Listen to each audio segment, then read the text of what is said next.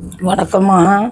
இப்போ நம்ம எதை பற்றி பேச போகிறோம் அப்படின்னாங்க, நான் ஒரு சிவன் கோயிலுக்கு போயிருந்தேங்க. நான் எப்போவுமே எந்த கோயிலுக்கு போனாலும் ஒருத்தரோட கதையை ரொம்ப நுணுக்கமாக கேட்பேங்கம்மா.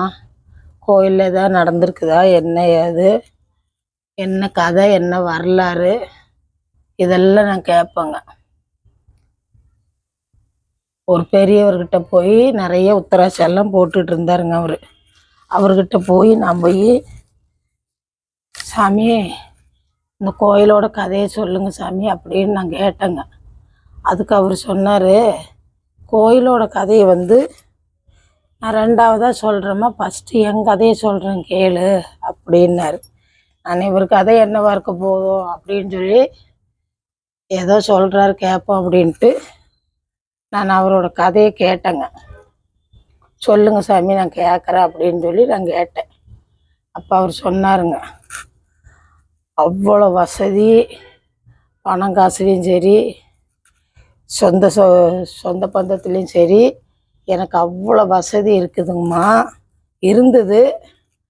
ஆனால் அதையெல்லாம் அவ்வளோ வசதி இருக்குது, நம்ம ஏன் 4 பேரை நினைக்கணும், சொந்த பந்தத்தை நினைக்கணும் அப்படின்னு சொல்லி நான் ஒருத்தரையும் கூட நான் நினச்சதில்லை. யார் வீட்டுக்கும் சரியாக நானும் போக மாட்டேன், என் சம்சாரத்தையும் போக விட மாட்டேங்க. அப்படி தான் நாங்கள் வாழ்க்கை நடத்தினோம். பணம் காசு இருக்குது, நம்ம சொந்த பந்தம் வீட்டுக்கு போனோம்னா நம்மக்கிட்ட கேட்பாங்க, அவங்க கஷ்டத்துக்கு நம்ம கொடுக்குற மாதிரி ஆகும் அப்படின்னு சொல்லி அவ்வளோ பணத்தையும் வச்சு நான் யாரையுமே சரியாக மதிக்கலைங்க. அந்த மாதிரி தான் என் வாழ்க்கை ஓடிச்சு.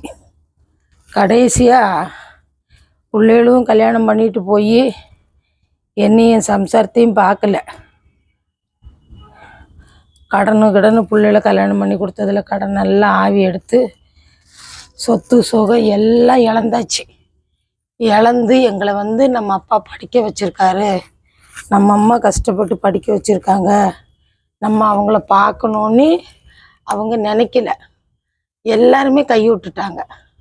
கடைசி இந்த சிவன் கோயிலே கேதின்னு சொல்லி அவங்க சம்சாரமும் அவரோட சம்சாரமும் இறந்து போயிட்டாங்களாமா. இந்த சிவன் கோயிலே கேதின்னு சொல்லி அவர் அந்த சிவன் கோயிலே இருக்கிறாருங்க. அவர் எனக்கு இதை கதையை சொல்லிட்டு கடைசியாக ஒன்று சொன்னாருங்க. அதுதான் மனுஷன் வாழ்க்கையில் உண்மை. எல்லாம் இழந்து பொண்டாட்டி பொண்டாட்டியும் நல்லபடியாக பார்த்துக்க முடியாமல் அதுவும் நோயில் செத்து பணங்காசும் போய் அப்போ சொந்த பந்தத்தை போய் பார்த்துருந்தோம்னா நமக்கு ஒரு நல்லது நடந்திருக்கும். ஆனால் நம்ம சொந்த பந்தத்தை பார்க்கல, சொந்த பந்தத்தை சேர்க்கலை. என்னை பெற்றவங்களவே நான் நல்லா பார்க்கலம்மா. அவங்களும் என்னை பெற்ற பாவத்துக்கு அவங்களும் படாத கஷ்டப்பட்டு தான் அவங்க செத்தாங்க. நான் அவங்களையும் கூட நல்லா பார்க்கல. அந்த தண்டனையை நான் ரொம்ப அனுபவிச்சுட்டேன். அனுபவிச்சுட்டு இருக்கிறேன். இப்போமாவது வர்றவங்களுக்கு நல்ல வார்த்தை 4 வார்த்தையை சொல்லி என் கைப்பட ஒரு திருநீர் கொடுக்குறேன் அப்படின்னா, அந்த கோயிலுக்கு 20 வருஷம் ஆச்சுன்னு சொன்னாருங்க. அவர் 20 வருஷத்துக்கு முன்னாடி அவர் பண்ணது எல்லாமே அவர் மனசு விட்டு என்கிட்ட சொல்லியிருக்கிறாரு. நான் அதையும் மறைச்சி வைக்க வேண்டாம், நான் தான் எந்த கதை கேட்டாலும் உங்ககிட்ட சொல்லணும்னு நினைக்கிறனால தான் எந்த கதையாக இருந்தாலும் நான் உங்ககிட்ட சொல்கிறதுங்க. அவ்வளோ கஷ்டப்பட்டு இந்த கோயிலே கெதின்னு இருந்துட்டு யார் போய் அவர்கிட்ட கேட்டாலும் பணம் காசு இருக்குது, பணத்தை வச்சு நம்ம எதையும் விலைக்கு வாங்கிடலாம் அப்படின்னு மட்டும் யாரும் நினச்சிடாதுங்க. நமக்கு சொந்த பந்தமும் தேவை, 4 ஜனமும் தேவை. அதே ஃபஸ்ட்டு நம்ம அவங்களையும் நினைக்கணும். நம்மளை பெற்றவங்களையும் நம்ம நல்லா பார்த்துக்கிட்டா தான் நம்ம பிள்ளைங்க நம்மளை நல்லா பார்த்துக்குவாங்க. நம்மளை பெற்றவங்களையுமே நம்ம பார்க்கலன்னா நம்ம பிள்ளைங்களும் நம்மளை பார்க்க மாட்டாங்க. அப்படிங்கிற ஒரு எடுத்துக்காட்டாக அவர் இப்போ வர்றவங்களுக்கு போகிறவங்களுக்கும் ஒரு நல்ல அறகுறை அவர் சொல்லிட்டு வர்றாருங்க. இதுலேருந்து அவர் சொன்ன கதையில் நீங்களும் உனக்கு தெரிஞ்சவங்களாகட்டுமா, நீ ஆகட்டும், காசு பணம் என்னைக்கு வேணாலும் யார் கைக்கு வேணாலும் மாறலாம். ஆனால் சொந்தம் பந்தம் இவங்களை வந்து நம்ம சீக்கிரமாக பார்க்கவும் முடியாது. நம்ம கையை விட்டுட்டோம்னா அது நம்ம கையை விட்டு போயிடும். நம்ம இருக்கிற காலம் வரைக்கும் எல்லாரும் வேணும்னு நினச்சி நம்ம இருக்கணும் அப்படின்னு சொல்லி இது எனக்கு அவர் சொன்னாருங்க. ஆனால் அதான் உண்மைங்க.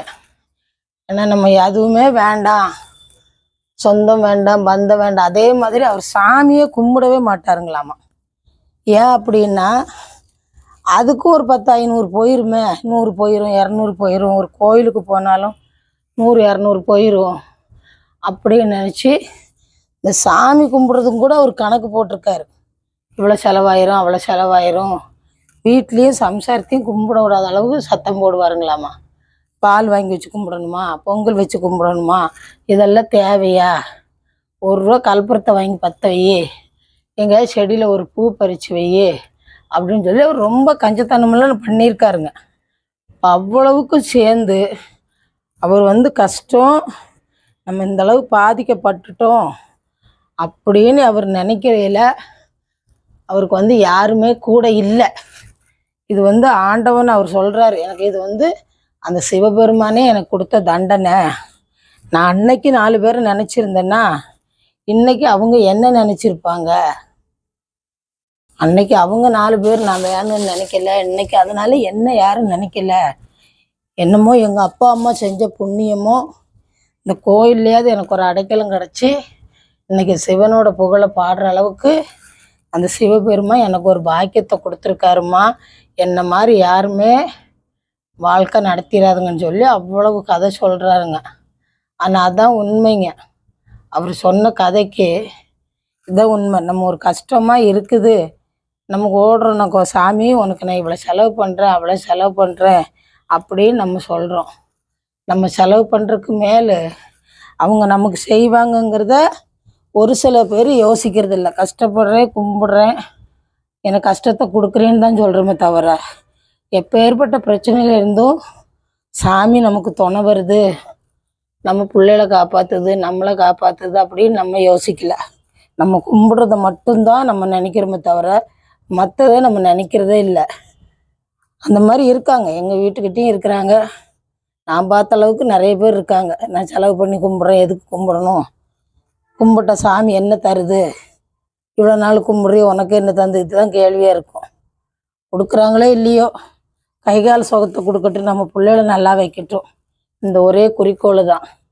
சாமி சொன்ன மாதிரி நம்ம இருக்கையிலே நம்ம பேர் செத்தே போனாலும் பரவாயில்ல, இருந்தால் இதை பண்ண அதை பண்ணான்ற ஒரு பேர் இருந்தால் போதுங்க. அதை நினச்சி தான் நான் எல்லாருக்கும் சொல்கிறது. நான் பேசின வீடியோ உங்களுக்கு பிடிச்சிருந்து அப்படின்னா மறக்காமல் இந்த லைக் பண்ணுங்கம்மா. ஒவ்வொரு வீடியோவுக்கும் பண்ணுங்கள், அது எனக்கு ஒரு ஹெல்ப் பண்ணுற மாதிரி இருக்குங்க. வணக்கங்க.